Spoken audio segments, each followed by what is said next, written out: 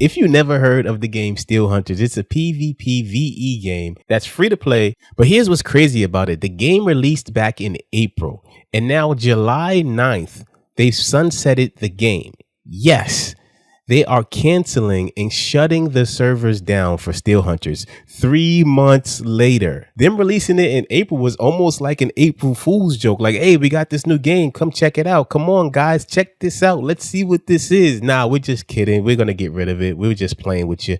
It is insane, man. I can't lie.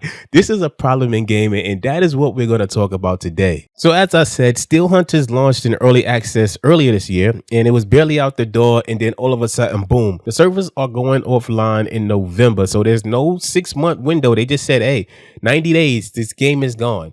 And I think that this is a very, very, very big problem. Even though that it did have a low player count, it's about 4,000 people. I think it peaked at 4,000 or 5,000 or something along those lines. But regardless of that, you have to understand that these are 5,000 people that invested their time. And seeing as this is a free-to-play game, obviously it has some microtransactions in it. So who knows how much money these people spent on this game. So they invested time, they possibly invested money, and then 90 days later, they're like, okay, that's it. We're getting rid of it. And it just bewilders me, man, because it's like, what was the point of even making it? Like, why did you invest that time and money into it just to get rid of it? It really makes absolutely no sense. I don't even know what was shut down faster, either this or Concord. But regardless, it's like you put a lot of time, a lot of effort, a lot of money into this, and you just get rid of it. It just makes no sense. And let me play devil's advocate here. I understand that from the business side, if you have a business and you have a product and that product is not making money, then it is counterproductive for you to continue making that product or continue giving that service because you're not making anything of it. And if you continue to do this, you put your company at risk. You know, your company could go under. So I can understand it from that point. But I feel like given that the game came out 90 days ago and it's already getting ready to be sunset, that there's an important step being missed in the game development cycle. Like I believe that everybody just feels like if they make a live service and they make a different twist on a live service, then that's just going to be enough. But I think that it goes a little bit deeper than that. I do feel like a big part of the creative process of making a game is being lost these days. Like, I don't think that that's at the forefront anymore. I think it's about profit and just really trying to get as much money as you can, because it definitely comes down to more than just having a game. Like, the game has to be good. People have to enjoy it. People have to see the heart in it. People have to see that you really had passion for this, because it shows in the gameplay, it shows in what you produce, and then people love it. And then guess what? It becomes a hit. I always like to think about Expedition 33, how it was made by just a few people and how it just took over the gaming industry. Why? Because that game has so much heart. That game itself is art. So it's really hard and bewildering to see that other studios out there really can't get this, especially ones with bigger budgets and more staff. It just makes no sense in my opinion. But that brings us to the deeper discussion here, and that's the fact that you don't own your games anymore. And this is a very, very big problem. So I've seen around the internet that there was a petition going around, Stop Killing Games. It had a ton of signatures, and people were really rallying behind the idea that, listen, we pay for these things. We put money into these things. You can't just snatch the rug from under us at some point and say, hey, guess what? It's over with. We're paying. You paid for a license and that's what you got. And guess what? License expire whenever we feel like expiring it.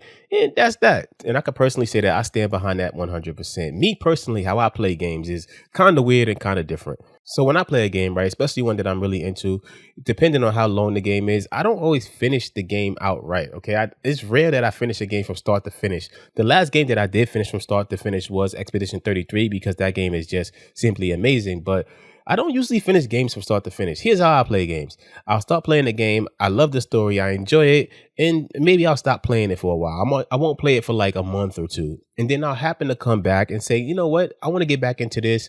And I'll start over a new playthrough and I'll play it some more.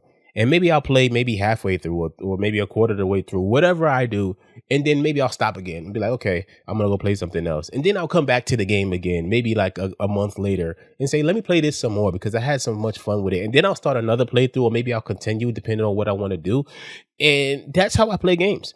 So given that somebody like me who plays games and likes to go and come back to them back and forth, this is terrible. This is like, man, it's like it has an expiration date. It's weird to think that a game can have an expiration date these days. It's like you never know if it's going to stick around. You don't know if it's going to be here today, it's going to be gone tomorrow. You don't know. And that's a very big problem, especially when you invest money and time and you really enjoy the game that you're playing. And this means that the discovery of games is really going to take a hit as well. Think about it. Like me personally, sometimes I don't always go off of recommendations or like videos and stuff like that. Sometimes I just like to search my library. Sometimes I just want to look in the library and see, okay, what do we have here? What's new? What can I see that's interesting here and play it and try it out and just see if I enjoy it. And then if I enjoy it, I make a video like this and I tell you guys about it, right?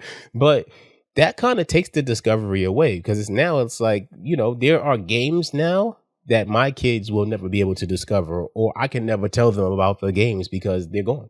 They're just going to be gone. There's no more servers. They're finished. I could just say back in the day, there used to be this game called Marvel's Avengers, right? Even though that wasn't really a great game, but still, just as an example. But guess what? It doesn't exist anymore because they shut the servers down. So I would show you it. This is what I used to play, but I can't because it's gone. So it really takes away from the discovery of games and really just says that we don't own what we pay for when it comes to games. Now, I can't sit here and claim to say that I have all the answers when it comes to the situation with the digitization of games and things like that. But I will say that they at least need to have like the offline option. Leave that open to people to keep their library safe. Because imagine having a library of games and just having it dwindle day by day, just randomly. Like as it ages, it just gets smaller because games are going offline and that's just the nature of the business and that's how we do things. That sounds pretty sucky, especially when you invest heavily into your library. My library personally isn't the biggest library ever, but guess what? I have money there. And I can only imagine how upset I would be if I went to go back to some of those games that I purchased and they're just not there anymore. Like it's just crazy. So long story short, we need some type of preservation or ownership of the things that we purchase because that's just economics, man. That's just how it works. That's just the way it goes. I don't make the rules. I just play the game. But overall, the whole trend and the way that gaming is going these days is wild in my opinion. But let me know in the comments, what do you think? How do you feel about Steel Hunters being shut down? Have you been playing it? Did you think about playing it? Or are you going to play it before the 90 days is over? Whatever it is, let me know in the comments. I'm always down to have conversations with you all. And also, if you're into having grounded, casual conversations surrounding gaming, consider subscribing. Thanks so much for chilling with me today, and I will see you all in the next one. Peace.